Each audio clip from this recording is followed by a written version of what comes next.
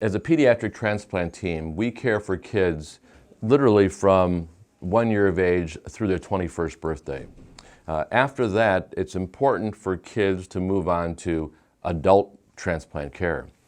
That process, which is called the transition process, is a process in which we educate the children and the families about their disease, about how to obtain laboratories studies, about how to order their medications, so that when they move to the adult nephrology care, in our case of kidney transplanters, they're able to do so, again, in an independent manner. When you go to adult care, you oftentimes no longer have your parent looking over your shoulder in terms of, did you order your medications?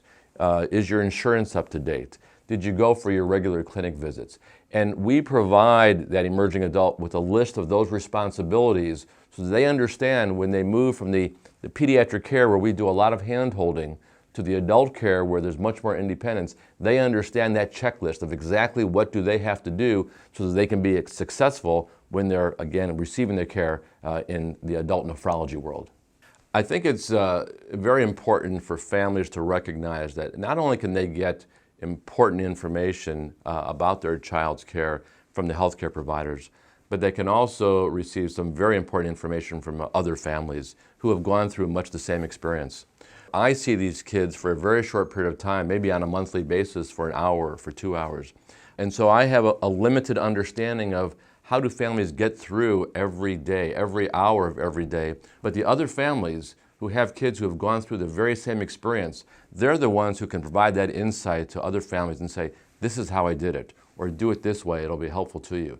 So I think offering families, other families that are willing to help each other, that's a really, really key aspect of really educating families and giving them every resource possible to make their lives as positive as possible.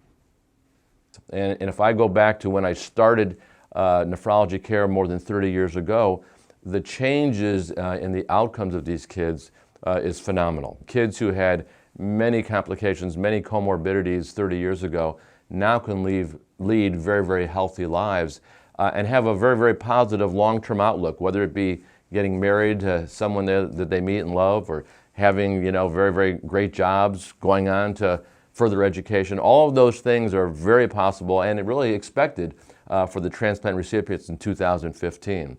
So that's really our goal for all of these kids, to grow up, to be healthy, and to lead very successful long-term lives.